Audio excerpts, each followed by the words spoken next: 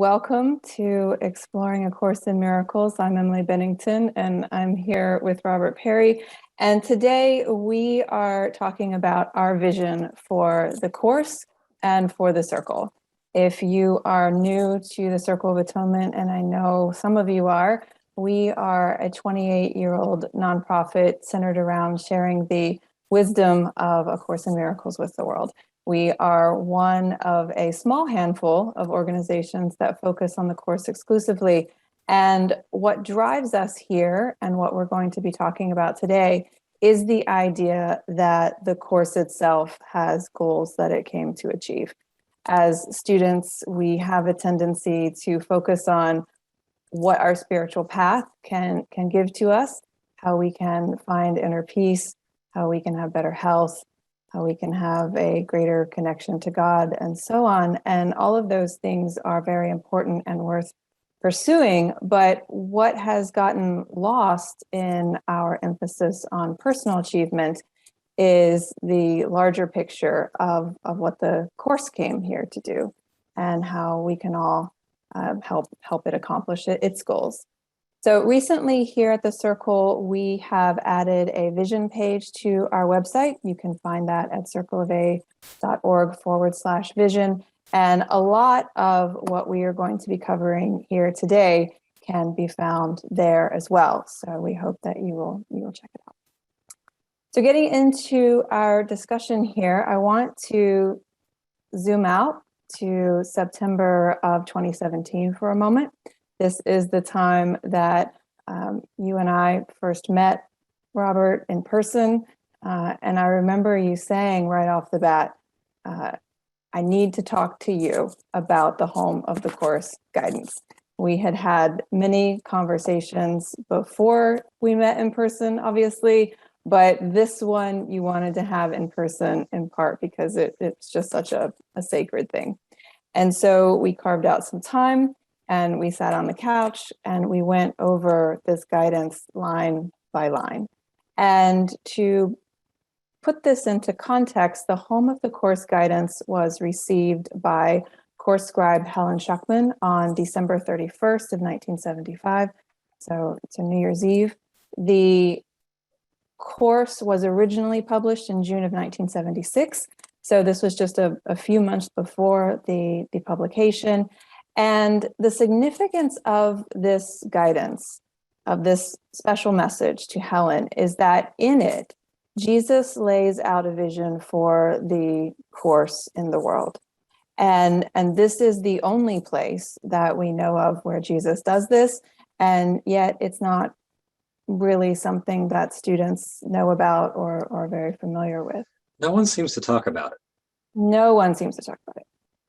So if you are watching this, I'm going to go ahead and put it up on the screen. So, but because this was such a personal and important piece of guidance to Robert, I'm going to ask you to go ahead and read it. Okay. I'll be reading the main part of it. There are some introductory remarks and some closing remarks I'm leaving off, so I'm just reading the central bit that is the meat of it.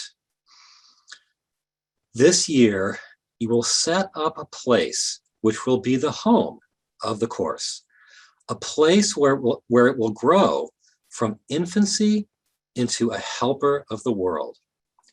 It will grow slowly because nothing can be permitted to go wrong. It must develop without error and with nothing to mar its perfect purity. It is the Word of God, to be kept holy forever. This time, there will be no failure, no loss of truth, no misunderstanding, and no misinterpretation. I will direct its growth as it reaches from the paper on which it was written into the hearts for which it was intended. Be comforted by this. It will be impossible to make any mistakes in its connection, which will endure. I am watching over it with all the care I have for all my brothers in salvation.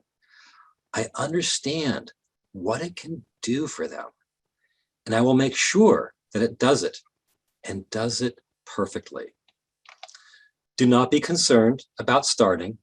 You have started. Do not be concerned about growing. You have grown and will yet grow more. And above all, do not be concerned about my love for you.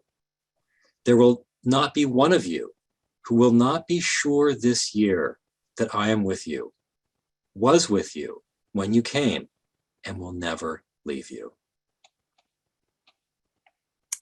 So, Robert, you have said that you have long considered this to be the most important guidance that Helen ever received on the course's future in the world. So, why is that?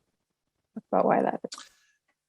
Well, it's by far the fullest set of comments about the course's future in the world. But more than that, it paints a sweeping picture of how that future is meant to go.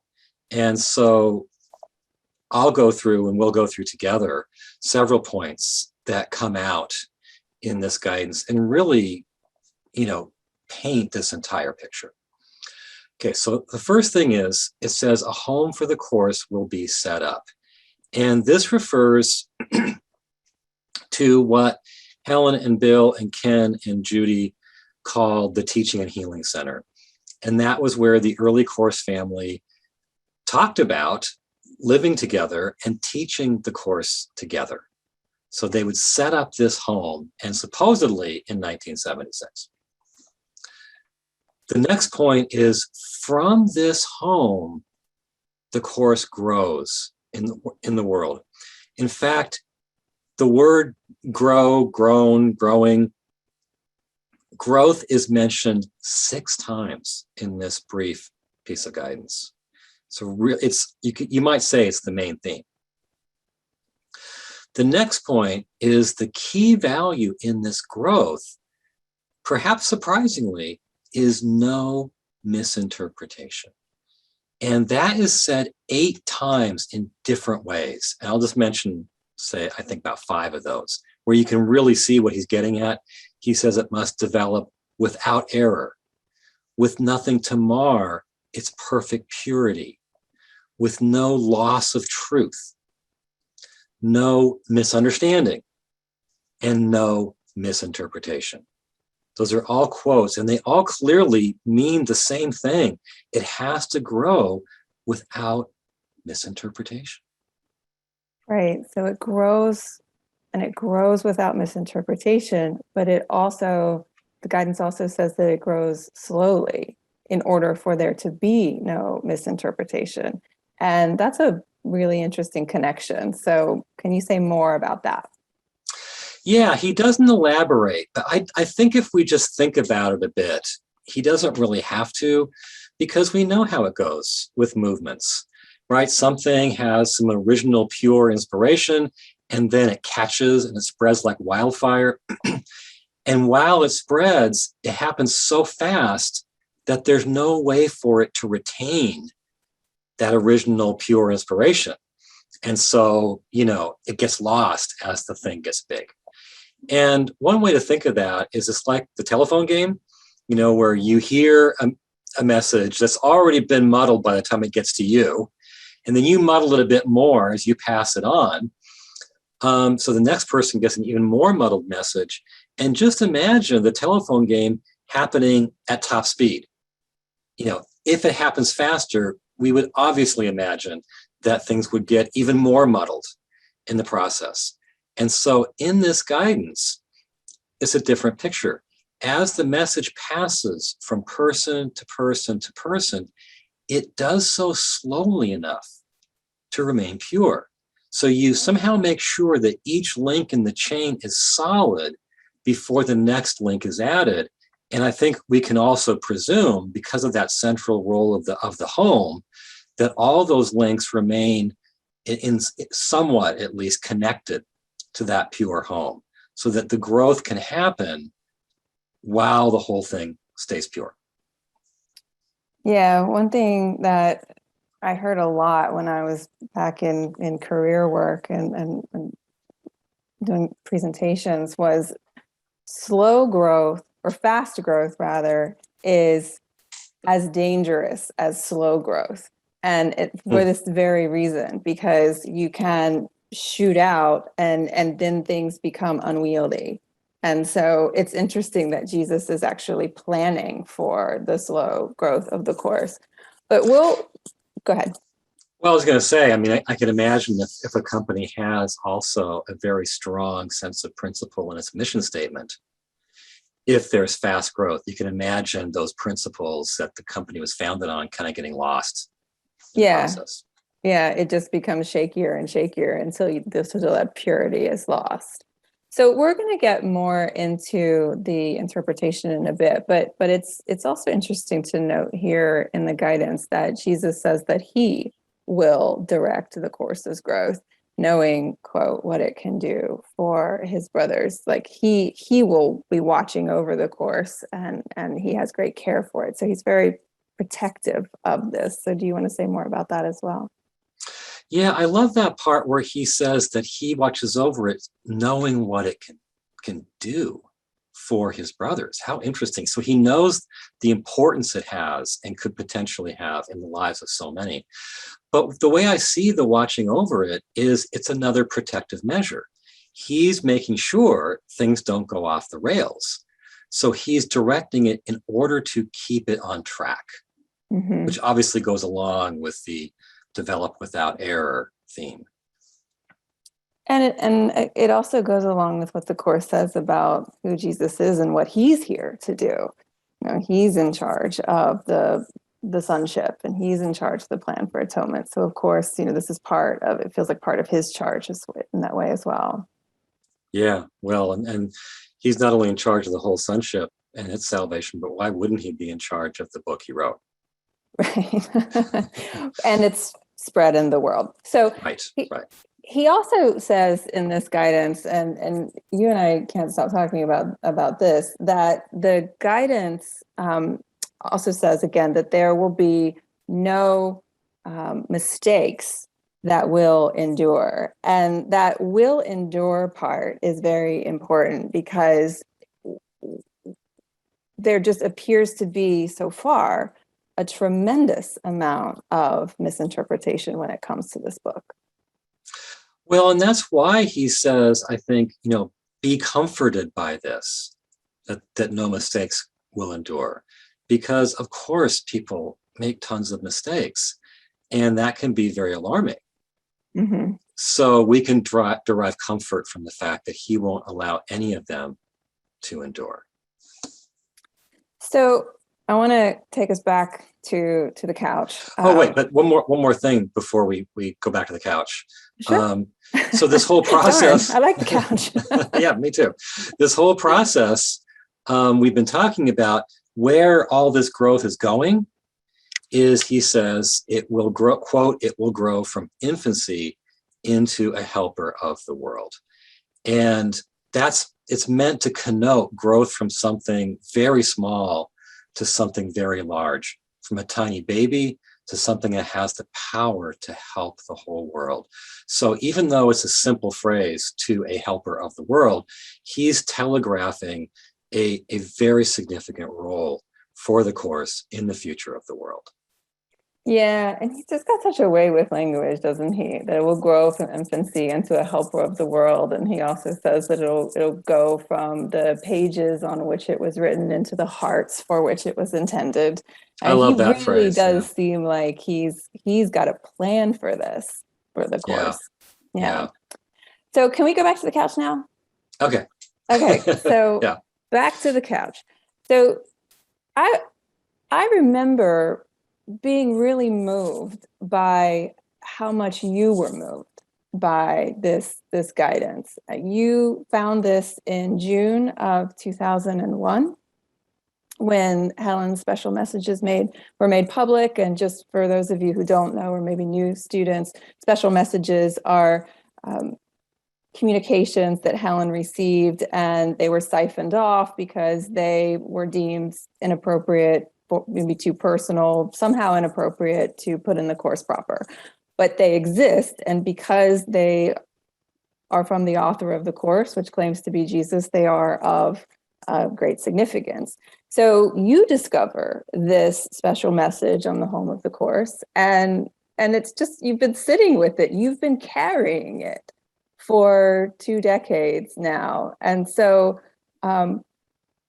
what is the big picture here in your view? Like, why has this been so meaningful to you? What is it that you think it's like, when you put it all together, what is it trying to say that has been so important to you and should be so important to us as course students in the world?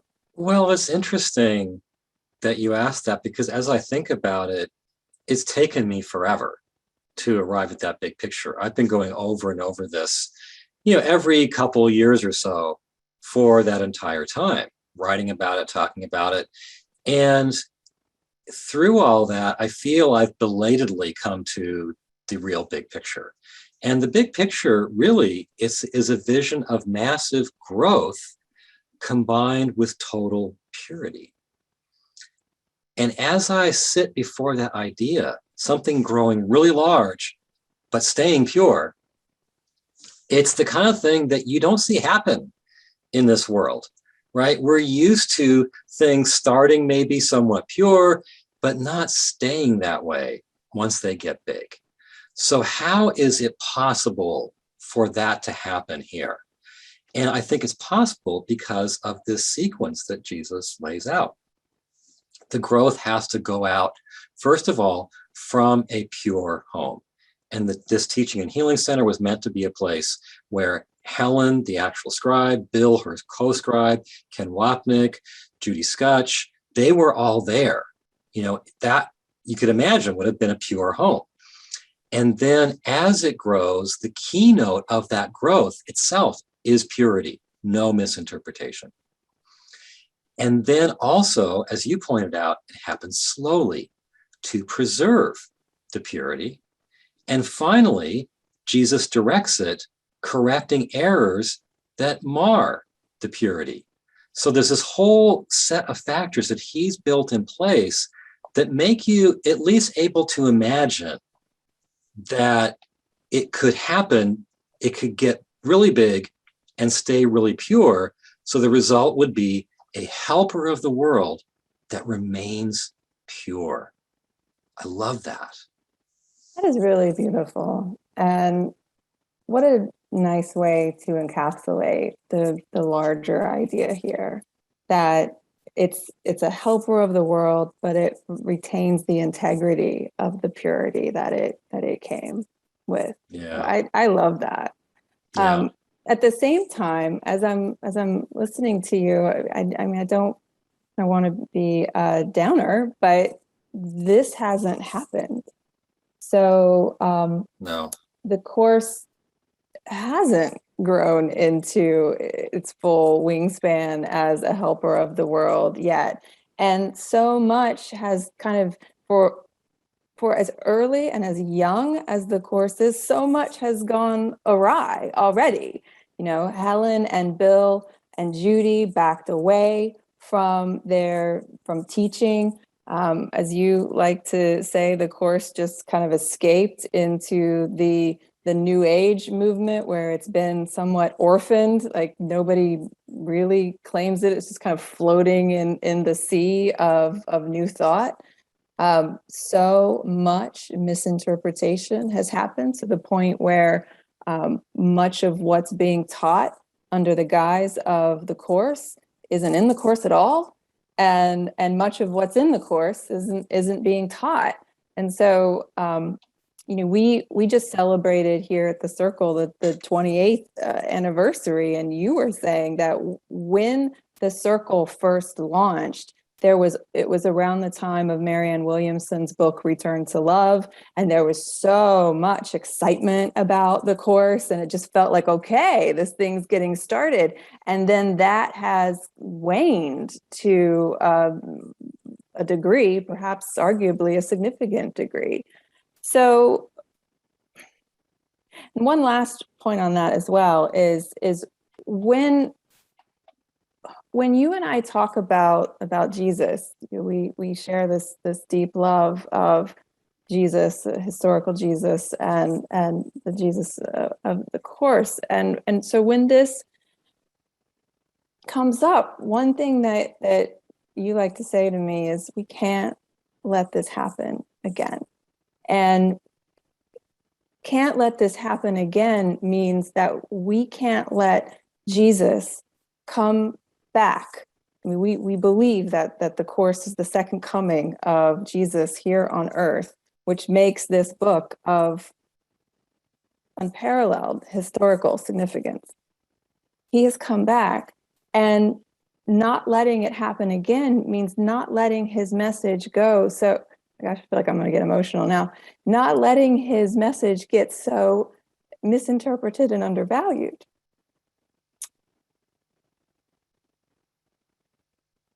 So there's a part of the guidance that says, this time, this time, there will be no failure, no loss of truth, et cetera, as opposed to last time, right? 2,000 years ago, when it's like completely gone off the rails. You know, how did Jesus's original message of unconditional love and equality become one of vengeance and judgment, right? So this time, we can get it right if the purity of the original message is maintained and spread to be a helper of the world, knowing what it can do for our brother. And so I've just gone through this whole like laundry list. The Course seems like it's off to a rocky start. And so if what's going on here? Yeah. Well, I mean, he does say this time it's not going to happen that way with all the failure, and loss of you're truth. Like looking around and you're like, Jesus, what's up? Right. People are doing what people do. And the way I think it's going off the rails is not the same way. I think last time it was so much about exalting the person of Jesus, making him, you know, God incarnate, making it all about what he did for us on the cross. You know, that's not how we're doing it now, but we are doing it now, just in different ways. And it really is hard to see. Obviously, that Teaching and Healing Center was not set up in 1976. Helen and Bill and Ken and Judy did not all live there. 3 of the 4 of them, as you said, stepped back from public teaching functions.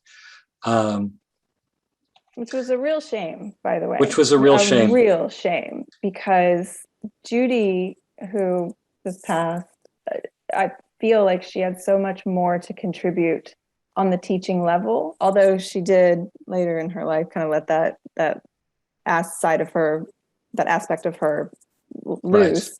And right. Bill was actually guided to be a teacher and said no. So what would have happened if they would have fully stepped into that function? Yeah, I mean, there's this bit of guidance Helen got in early 78, where Jesus says to her, "You have been given charge of one way to God." Isn't that amazing? And then he talks about how she will be told where it needs to be taught, quote, for continuity. So there's the same value on the need for continuity between the original, you know, understanding and the understanding where it spreads. And, you know, Ken Wapnick recounted in Absence from Felicity that as Helen and Bill's relationship deteriorated, there was no way they were all going to live together at this Teaching and Healing Center. It just wasn't going to happen. So that so didn't much for happen. A better way. Right. Unfortunately, I mean, we're human beings down here. People. And then, of course, Ken Wapnick did go on to found his center, which he fully believed was what was talked about, you know, as the Teaching and Healing Center. And yet, you know, as we have at the Circle have said in print many times, even in book length form, we believe that Ken Wapnick's interpretation went quite fundamentally awry, mainly because he adopted this view that we had to sort of reread the whole course, reinterpret everything, not reading it in terms of what it says, but reinterpreting it in light of the non-dualistic metaphysics, so-called. So I feel, personally, I feel, and we at the Circle have long felt, that his contribution was deeply problematic. And so you have misinterpretation coming out of Ken and his students. You have misinterpretation coming out of the sort of the New Age free-for-all. And all you've had, not all you've had, but so much of what's out there is misinterpretation. And then there's the fact that you can't say the Course is growing towards being a helper of the world. It may not be in infancy still, but I think it's still a toddler. So both the no misinterpretation and the massive growth that characterize that vision, neither have happened. And it almost feels like it's worse than neither have happened because of the misinterpretation that's out there. By the time students wash ashore here at the Circle, so much of the work initially is undoing what has been learned through other Course teachers, notably and Ken. other spiritual influences too, because we're all like sampling from the smorgasbord out there. So if you've heard that God and Jesus, God doesn't hear your prayers, Holy Spirit and Jesus are not real, they disappear, and then it's a lot of work. They're not involved in the world. There is no world. There's nobody out there to join with, nobody out there to save. Why should we get involved? It's frustrating to have to, you're not starting from ground zero. You're starting from way behind the starting line. And then you have to get students to a place where you can begin to have a conversation about what the Course actually says. Yes, Jesus does work in the world. That's why the Course is here. Yes, there is a world to save. That's what the guidance is about. And so I know I'm on a little bit of a tangent here, but what are we to do about this? Because what we can say is, okay, maybe the guidance is wrong. Maybe the guidance is wrong. But if we believe that this is from Jesus, then it can't be wrong. But it says so much that 4 decades later, not only is the Course itself still in its infancy, but when it comes to the very things that Jesus is talking about in this message, no error, no misinterpretation, for example, it's not only that it hasn't happened, but it's like the opposite has happened. So what are we to do with this? Yeah, well, I think in talking about what to do with this guidance, we have to first grapple with just how different it is from what Course students would expect Jesus to say about the Course's growth in the world. I just don't think anybody would come up with this picture on their own. And it's a picture that I think is going to be jarring, even shocking for many of us for several reasons. One is that you can imagine people saying, hang on, well, he was saying there should be a home for the Course, like there is the home and it's one particular place. That sounds so hierarchical, right? Shouldn't we want a collection of different voices, even if they're saying conflicting things? Because each teacher, each voice surely is going to have the exact right message that someone needs. So better to have a non-hierarchical, free, disparate collection of conflicting teachers than to have this one home. Yeah, and just I'm not saying that. piggyback on that so much, like I've heard many times, we don't need another Vatican. And so the idea is that so much of what draws people to the Course is moving away from traditional Christianity and other paths that seem more dogmatic. And so to say, we would like to establish a home for the Course is like, oh gosh, no, that's the very thing I'm trying to lead. It sounds Vatican-like. Mm-hmm. Yeah, that's a really good word to bring up in this context because it can sound Vatican-like. Yeah. You want to go on? Yeah. So other people might say, that misinterpretation shouldn't be an issue, right? Everyone should interpret it according to their needs and their guidance. Talking about getting the right interpretation, doesn't that sound like the ego? Now, I'm not saying that, but one could object to Jesus's keynote here being no misinterpretation. Yeah, I know. We have this whole idea, as you're saying, that there's a variety of different approaches, and that's okay. But why would we want to have a variety of different approaches when, if this is the book from Jesus, wouldn't we want to turn to the book itself? And rather than the overlay of our own interpretation or the overlay of teachers that we follow, why wouldn't we want to just look to the book itself for what it's His interpretation? Yeah, his interpretation versus trying to paste on our own. And one thing that this reminds me of just very quickly is if you are a student of A Course in Miracles, you are not long in this community before you hear this story about Bill, co-scribe, showing up to a study group meeting. I think he was told about the study group meeting after it happened. Yeah. Well, regardless, there was a study group and there was an issue in the study group, and they were arguing over interpretation. Like, how do we interpret this passage? And somebody said, "Oh, Bill, thank God you're here. You, being the co-scribe, can tell us what." But he wasn't means. actually there. Would you stop? You are ruining the story. Everybody, I'm telling the story as everyone hears it, goofball. Okay. Sorry. I'm telling the story as we've all heard it. Okay. So, and I'm right? Like, this is how you've heard it too. Yeah, I know. Yeah. Okay. So I won't stop you anymore.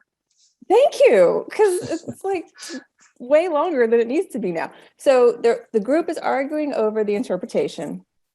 Bill is there somehow. And they say, "Bill, thank God you're here. What does this mean?" And his famous response, I'm sure anyone watching or listening can say, "Tear that page out." And the idea was, anything that would cause you to disagree with your brother, just tear that page out. It's not as important. Whatever's on the page is not as important as seeing your brother truly. Now, that's a beautiful idea. And I, as a study group leader for years before I met you, would share it as like the height of egolessness. And I mentioned it to you one day years ago, and you were like, "You do that enough. You tear the page out of the book enough, and you don't have a book anymore." And that's never left me, because it's true. We have to get to a place where the book itself means something, and we're looking to the book versus trying to like tear the page out. Because you're right, at the end of the day, if we do that enough, we don't have a book to study in the first place.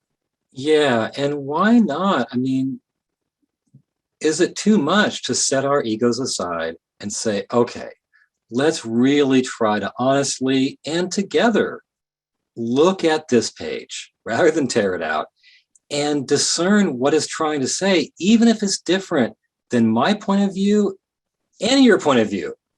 Right. Maybe neither of us are right. Let's like not care who's right or whether I'm right, but just let's care about what he was trying to say. But doesn't that just speak to the attitude of spirituality now? It's just whatever it means to you is okay. Right. And that seems like the spiritual attitude. I've heard so often that we should, each person should interpret the Course differently according to their own guidance, their own Holy Spirit, so to speak.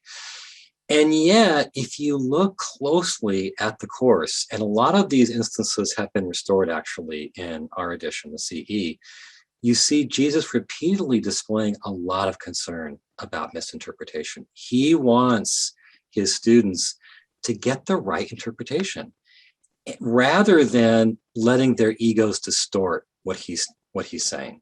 And he knows that's the real issue.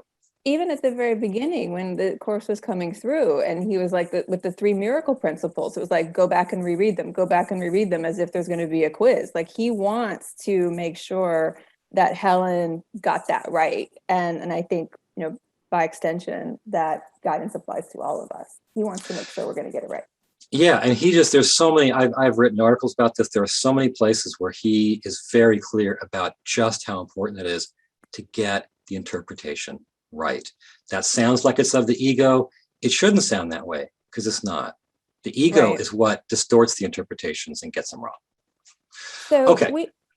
So the other thing that I think people might have difficulty with, depending upon what stripe of course student you are, is this whole idea of growth toward being a helper of the world. The world in the course, after all, is an illusion. So why are we talking about growth in the world and helping the world? Doesn't that seem like a mistaken emphasis? And again, I'm not saying that, but I think many people might object to this guidance that we are extolling from that standpoint. And again, it's one of those areas where if you just put your nose in the book itself, then you see how much is there throughout that speaks of being a helper to the world. And we talked about this in our podcast that we just did with Marianne Williamson. Yes, the world is an illusion, and yes, these bodies are illusory. Excuse me. But there is a world to save, and there are brothers to help. And so we have to have that focus, again, on what the book says. Marianne even referred to it in relation to you as a Talmudic approach. We're used to seeing that in the Jewish faith, where they're sitting around focused on what the book is saying. And yes, there may be spirited discussions, perhaps even disagreement, but it's all about what's on the page. And she was saying that she had a real respect for that approach. And that's the approach that you've always had in relation to the course. That's what the circle was built upon. You even called it at the beginning the circle's approach, fidelity to the page. And it sounds like very fundamentalist. Sometimes people get scared when I say this to them. It's like, whoa, that seems extreme. But if this is a book from Jesus, again, wouldn't we want to know what it is that he has to say? So wouldn't we want to learn from him what will help us and where he wants this to go? Yeah. And in our current context, we're talking about, is it appropriate for him to talk about, this all important value of growth in the world? And when we pay attention to what the page actually says, you find that throughout the course, he displays repeatedly concern about the salvation of the world. And so if he's talking about how important it is to save the world in the course, then would we expect a different vision of him when he starts talking about the course's own future in the world? Of course, he's going to talk about the importance of saving the world. Yeah, that's what I always find so funny about when I hear, well, Jesus isn't involved in the world. Jesus doesn't exist. And if he were to get involved in our life here, that would make him as insane as we are. And it's like, the Jesus that we know, who came here and got himself killed because he was a radical involved in the world. And Right. So do you really think that he would come back now and say, I was just kidding, just sit on the mountain and stare at your navels, because it's really just about you and what's going on in your own mind. It's not about I know what you're probably taking a breath to say. It is important that what goes on in our mind, because it's from that place that we can go and extend our love in the world. But my point stands that Jesus was a radical hippie, and his work involved in the world is what got him killed. So why would he come back now and say, no, I didn't really mean it? Right. Yeah. I'm taking a breath because I feel like we have things we got to get to before the hour's up. But mainly, I wanted to also piggyback on what you were saying, and to say that not only did Jesus act, strong enough in the world to get himself killed, but there's no mystery in the course about his, intimate involvement with all of us all the time. The idea that he does not work in the world because he's this abstract presence is an article of faith that is not supported anywhere in the course and is contradicted repeatedly in the course. It's just one of those things that get passed around. We take it on as faith, but if you read sensitively, it's getting refuted all the time. Anyway, so what I started out by, yeah, go ahead. No, you go ahead. What I was starting out to say a little while ago is we need to kind of just acknowledge and appreciate how shocking this vision in this guidance is of the course's future in the world. And, what do we do with the fact that it's so different from what we might expect? And so we've been going through these objections. But our view is, rather than assume this guidance must be wrong somehow, this is the same author as the course. And surely we should follow his blueprint for its life in the world. Who are we to say how it should go? Shouldn't we think, hey, he would know best? And so from my standpoint, the way I view just how different this vision is from what we might assume, and also how different this vision is from what's happened, I would say, let's take a page from the guidance itself. Let's be comforted by this. All the mistakes that have happened, all those deviations from what he lays out in this guidance, they won't endure. He's still here. He's still watching over it, directing it, and he can be counted on to somehow, at some point, correct those mistakes. Yeah. He's such a patient teacher. Just the fact that it's like, yeah, there'll be mistakes, but they won't endure. Reminds me of that part in the course where he says to Helen about his disciples, like, they didn't understand. So now I come to you. Right, he yeah. is just such an incredible teacher in that way, because as we've been saying, things do seem like they've gone so far off the rails, and he's just like, it's okay. It's okay. I'm watching over this, and in the end, those errors won't endure. Yeah. So let's talk about the circle. I know we're coming upon the top of the hour, and how this guidance fits into what it is that we're doing here. I know we, again, talk about what Jesus's vision is for the course, but how does that fit into how you've historically viewed the circle's vision? Yeah, well, I should preface what I'm going to say by saying that, the last 45 years have happened. We're living in the wake of what we've just described. The whole going out into the wild of the new age and all the misinterpretation, the comparative lack of growth. We can't just change all that. It's happened. That the horse has left the barn. And also, we at the Circle, we don't have the clout of the original course family. When you bring something into the world, you carry enormous authority. But we can still do our best to fulfill this guidance. And that's why we exist. And I love that idea that even after all these years, we can still put all of our efforts towards fulfilling that original vision for the course's life in the world. So what I wanted to do was talk about some of the key points from that guidance and talk about how we have been trying to fulfill those points. Okay, so one of them is, he says, you will set up a home. And, as you know, we've been trying to do just that. Yeah, you've been trying to do that since the early 80s, like before the course was even founded. You've had this vision of a I think physical... the late 80s.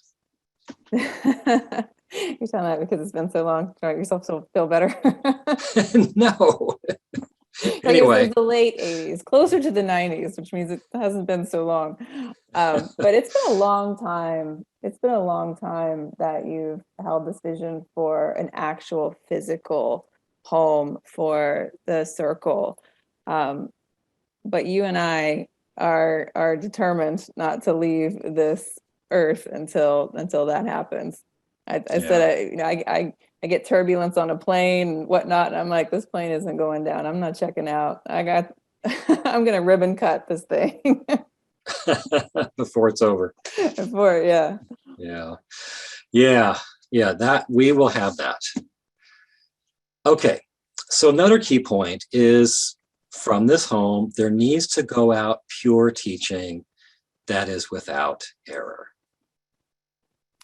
Yeah, and as we've been saying, that's been part of the circle's approach all along. And I do kind of like to joke that you've been the guy on the mountain with the flag about fidelity to the course, because really you've been alone in that. Who's really saying that fidelity to the page is what matters most at the end of the day? I don't want to say most, that's not what I mean, but how we extend and It's the practice the course foundation. is Yeah. important. But where does that practice and extension come from? It comes from a solid understanding of the theoretical foundation of the book itself. And you can't get that if you don't know what the book itself says. So. Yeah. And oddly enough, I think we're all a bit somewhat, I think, frightened by the authority that a scriptural book carries. And the course is considered scripture by so many people.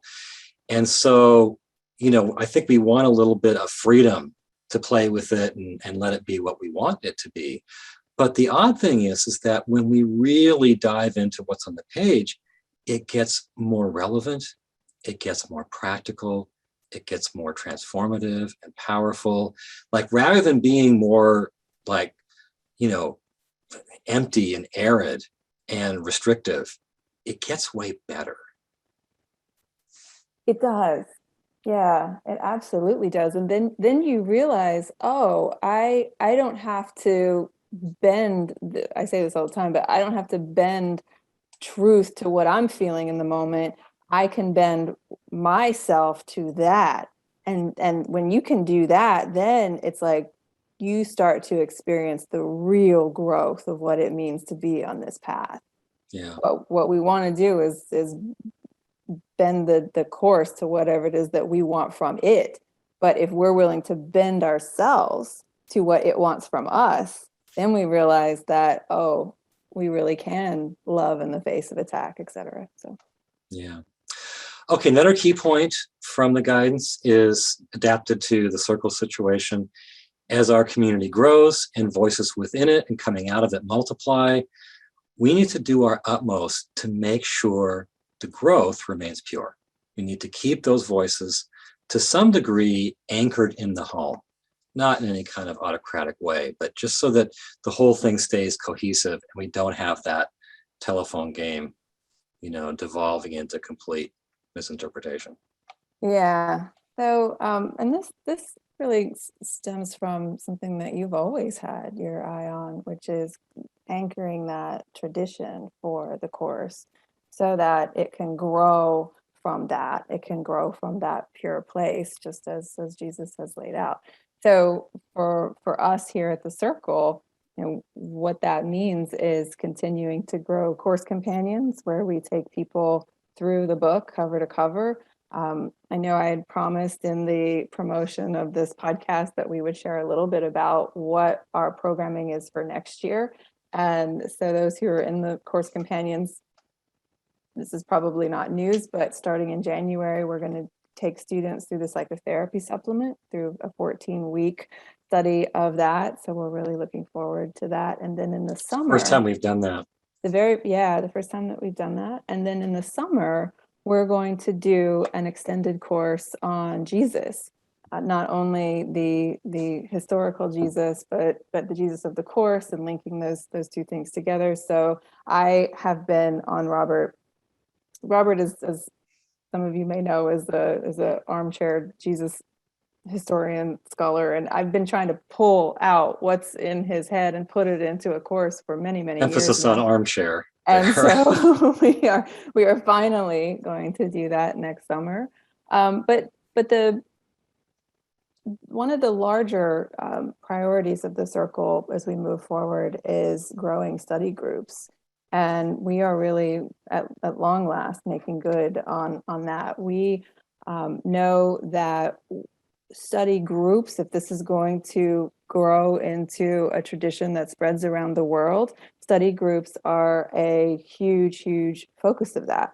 And Robert, you and Marianne just completed your second round of the revised study group leader training for this year. And next year, we're going to be doing another round. So we have a third cycle of the revised training. We've done the text for 2 years. We're going to do the workbook next year.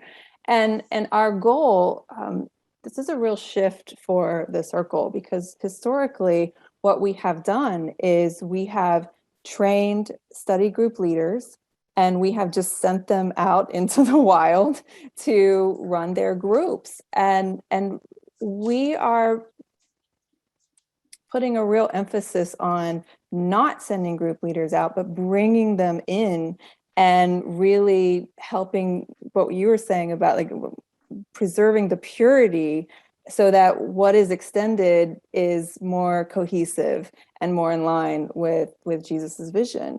And so I don't know how much time we're really kind of running out of time, but I just want to say very, very briefly, part of how we're training study group leaders is we're giving them discussion guides that you've written, Robert, that as a group leader, you can just sit down, go through the guide, and lead your group through the text. You've got your meeting. You've got your meeting, yeah. And not only that, we have copy for you to share so that you can recruit members to your groups. Sarah's created beautiful graphic designs that you can put on social media. And we have ongoing support for leaders so that if you find that you have an issue come up in your group, like you have a member who just is unruly, you bring it to the ongoing training and you can resolve your issues not only with you and Marianne, but amongst yourself. So you have a connected network of study group leaders. We also started the study group leader page on our website, circleofa.org/study groups, so that members can find each other. And if you want to be in a group, you can find one there. So I feel like I'm kind of going on and on about the study groups, but at the same time, this is a enormous focus for us this year and more next year and beyond for how we're actually going to achieve this goal of anchoring a course tradition in the world. So yeah, and a lot of it is this different emphasis, which we're slowly moving into, of having kind of constant care that we give those leaders rather than just sending them out, really continuing to help develop them and meet their needs and so on. Okay, another point from the guidance is that, adapted to our situation, we need to constantly check in with Jesus so that he can direct this growth. Yeah, that's something that is part of our values. We have guided decision making as part of the values here at the Circle. And did you want me to read something about that? Did you want me to read the statement about guided decision making? Uh-huh. I mean, you can if you want. I know you shared it with me, so I have it here. I'll just we have as part of our values guided decision making, and we are a guidance-based organization. We are committed to seeking and following God's will in all aspects of our operations. We make this process central to our planning and our decision making, recognizing that we are imperfect channels. We exercise careful discernment of the guidance that we receive. And this is something that we have instilled in the values, but we also try and instill it throughout our meetings and our board meetings. We often seek guidance, and you and I together, we seek guidance every day.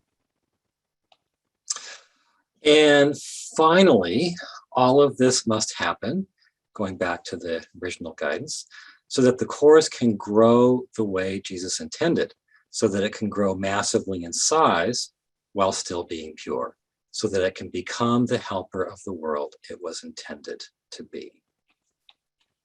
Oh, beautiful.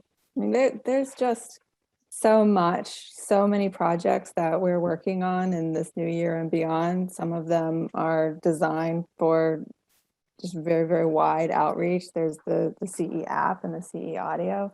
All of those things are, along with the study groups, are going to be tremendously important for getting the course and these teachings in the hands of students.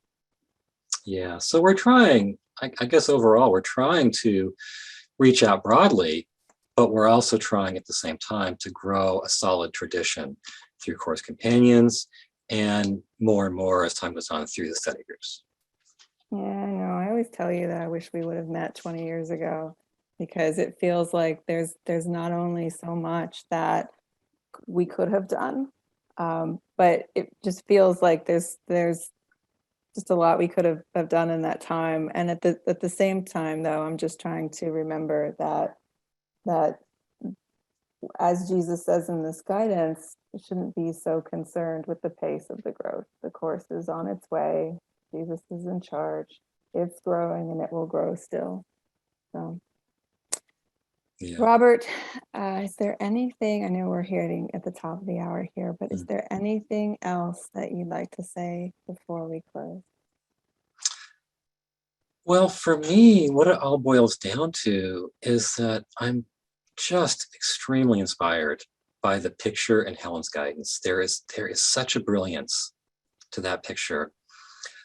And I'm also inspired by the idea that even all these years later, it's not too late. We can aim to fulfill that vision.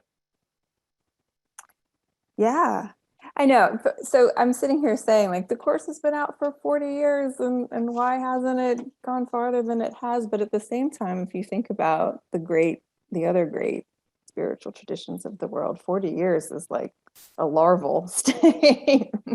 Yeah, right. So, but I love what you're saying, because if we can be part of helping the course become the helper of the world, then that means that we can be part of its story.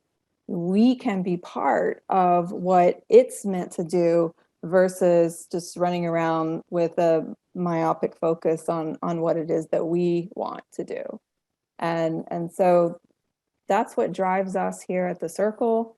And if you are watching or you're listening to this podcast and you're inspired by what we're doing, and study groups, if you want to be a study group leader, I mean, we're doing so much. And I wish that we had more time to talk about it all in this podcast. But if you want to know how you can get involved as a course companion or a volunteer or a study group leader, then, as I mentioned in the intro, we do have that new page up, circleofA.org/vision.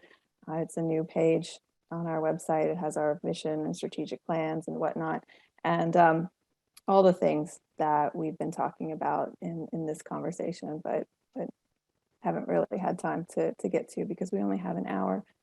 So if you want to be part of helping Robert and I and everyone here at the Circle create this home that we've been talking about, then we would love to have you involved.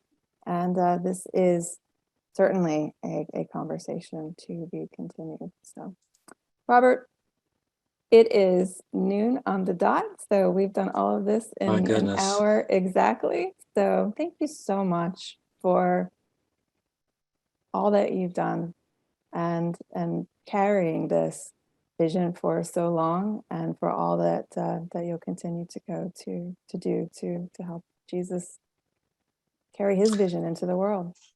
Well, let's make it happen. Let's make it happen. Okay, everybody. Bye for now.